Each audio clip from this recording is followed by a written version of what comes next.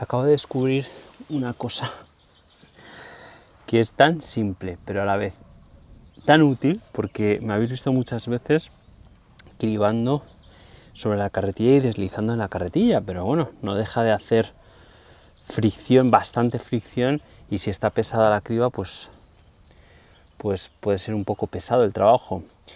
He puesto 2 trozos de bambú, de caña.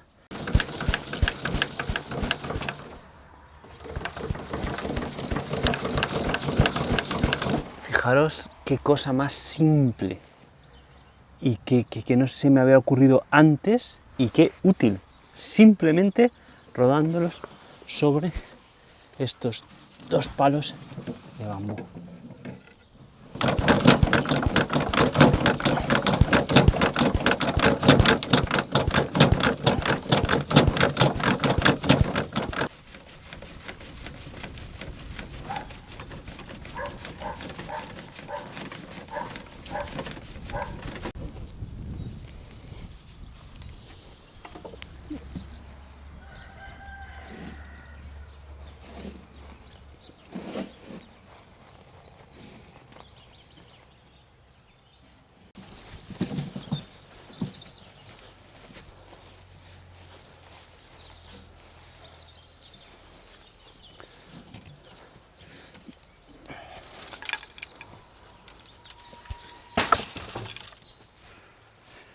Y aquí las macetillas que reutilizamos todos los años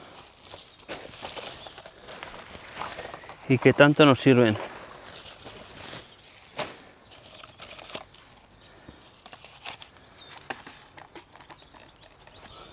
Vamos a ponernos el sombrero que está pegando el Lorenzo. Bien. Vamos a empezar con Olena. Me gusta mucho este tomate.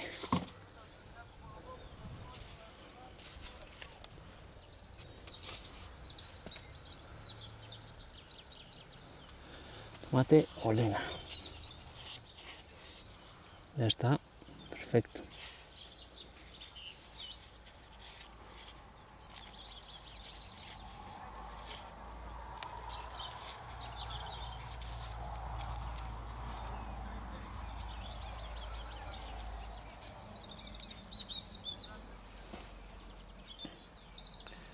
Los voy a poner aquí y luego les voy a poner el nombre a cada uno.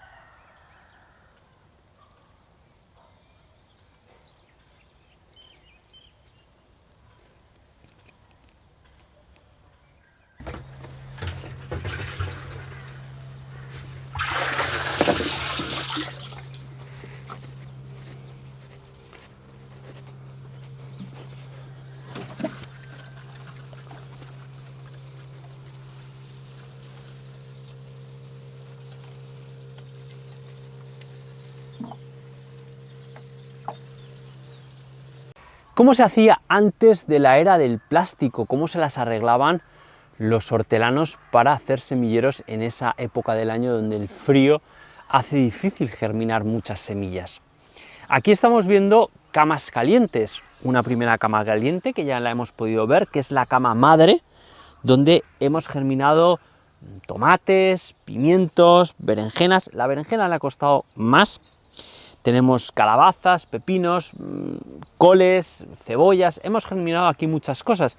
Y esta es la cama caliente, digamos, más caliente, valga la redundancia, de los hortelanos de París del siglo XIX, de donde tomo la idea de los maraîchers, y de aquí ellos lo que hacían era repicar a vivero.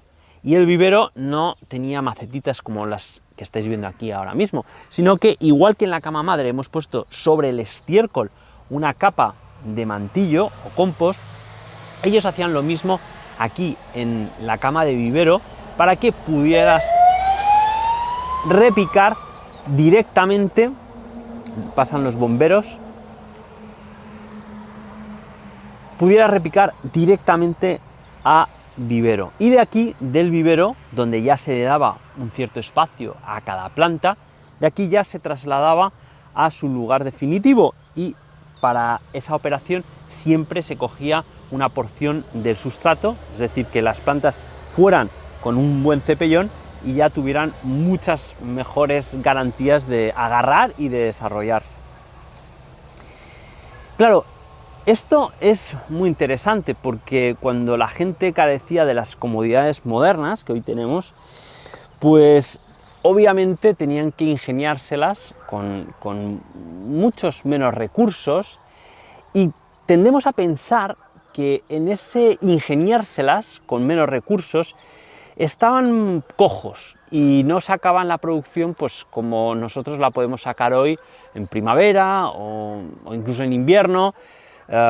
Plantas que en otra época pues no sería posible. Hoy tenemos plásticos, tenemos mantas térmicas, tenemos un montón de cosas, calefacción, y quizá pensemos que en aquella época de mitad del siglo XIX, pues lo que podría criarse en estas épocas del año, a finales del invierno o principios de la primavera, pues sería más bien escaso.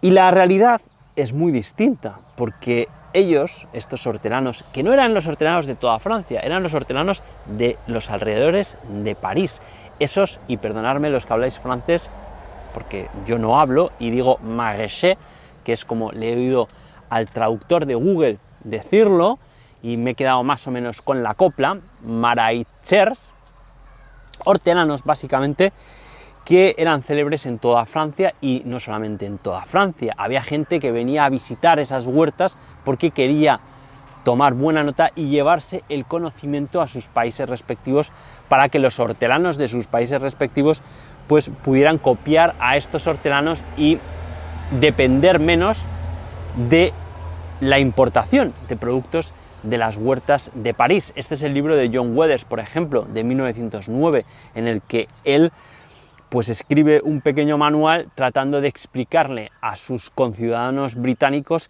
cómo se las arreglaban los hortelanos de París, porque él decía, no puede ser que nosotros importemos hojas de ensalada y otros cultivos muy diversos a los mercados londinenses, de los mercados o de las huertas parisinas, cuando esas mismas cosas se podrían producir en la vega del Támesis o en otras regiones hortícolas de Inglaterra, máxime cuando Inglaterra ha tenido una larga tradición hortícola o hortelana. Y la realidad es que mucha gente achacaba el éxito de los franceses, de los maraîchers, a que tenían un clima benigno y que el invierno, pues bueno, les permitía sacar todo lo que sacaban adelante. John Weathers dice, no se me ocurre un clima más difícil en invierno que el de París, más frío aún que el de Londres.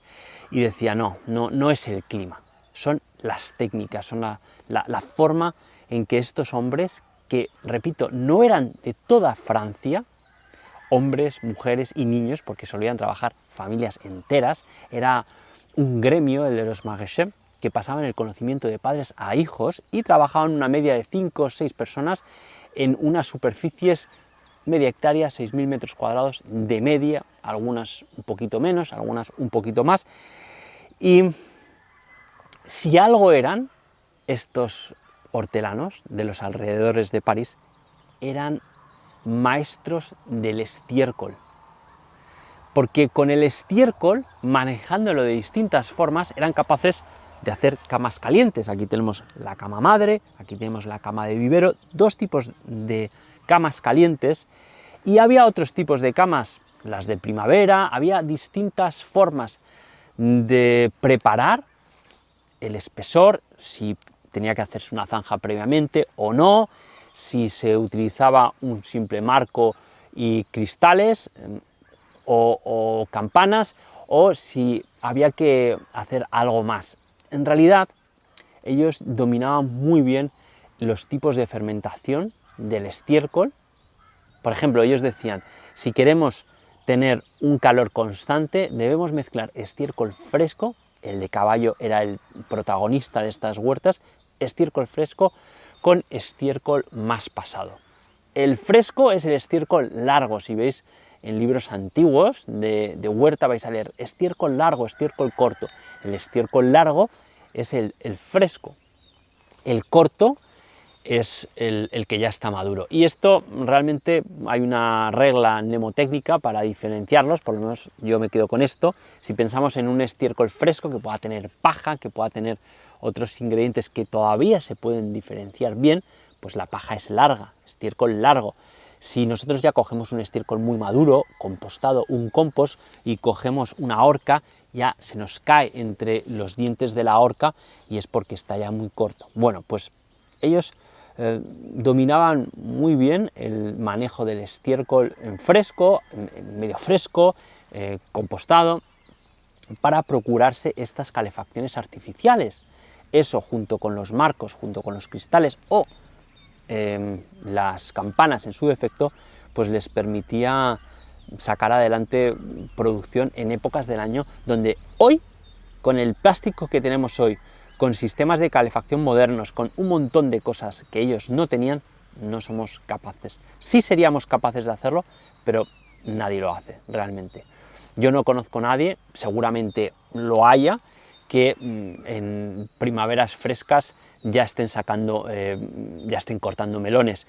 Y esta gente sacaba producciones muy precoces. Eran las llamadas primicias. Además, en su libro de 1845, el Manual Práctico de la Cultura de París, Daverne y Muriau decían que cuando lees los distintos capítulos sobre algún cultivo en particular, ellos decían, por ejemplo, tal variedad o tal cultivo, ya la última siembra se hace en este momento, porque a partir de un poquito más adelante empiezan a llegar a los mercados, a la plaza del mercado de París, cultivos o productos, ese mismo producto de otros lugares donde ya se está produciendo a una gran escala y ellos no pueden competir con esos productos que ya están saturando los mercados. Entonces ellos encontraban la rentabilidad en las primicias, en esos productos que nadie más estaba llevando al mercado, porque es muy difícil llevar al mercado en esas épocas tan frescas del año. Y esto de la rentabilidad también es bastante interesante. En el libro de John Weathers también leemos que mucha gente en Inglaterra empezó a interesarse por esta forma de cultivar, atraídos por la parte del dinerito, de la parte económica, porque veían que en una superficie bastante modesta de terreno eran capaces de sacar mucha producción y vender a muy buen precio. Por lo tanto, hubo mucha gente, al parecer, que dijo, bueno, pues yo voy a hacer eso mismo, tengo un terreno, lo voy a poner a producir y voy a hacer lo mismo. ¿Qué sucede? Esto pasa mucho en agricultura, que no basta con querer, no es querer es poder, bueno, sí y no, porque esta gente que decíamos que eran familias cuyos saberes, cuyo conocimiento pasaba de padres a hijos, nacían, como también me decía Bonnie, que nació en su día, entre repollos. Y esto lo mamaban desde pequeño, llevaban muchos años trabajando con estas técnicas y eran maestros de lo suyo. No es tan simple como decir, voy a visitar las huertas, voy a leer un manual, voy a empezar a cultivar algo, veo que me están germinando las lechugas, veo que puedo plantar algunas cosas y están yendo bien, y querer equipararme en poco tiempo a lo que ellos hacían.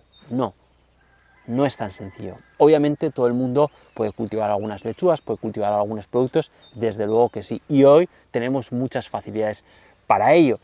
Pero eso es una cosa, y otra cosa es ser tan productivos en meses tan fríos y de una forma tan constante. Y todo con los recursos propios de uno. El estiércol, ¿de dónde venía? Pues de las barridas de las calles de París, de sus propios animales con los que iban al mercado. Ya lo he dicho en otra ocasión que hablamos de los maraqueser, ellos iban al mercado cargados de coliflores y otros productos de sus huertas y regresaban cargados de estiércol. El mismo carro que iba lleno de verduras volvía lleno de estiércol. Y ese estiércol era algo diario prácticamente, de acarrear, porque necesario, muy necesario para las camas calientes. Pero es que cama caliente no era una o dos como tenemos aquí. Camas calientes habría cientos y cientos por cada una de las huertas.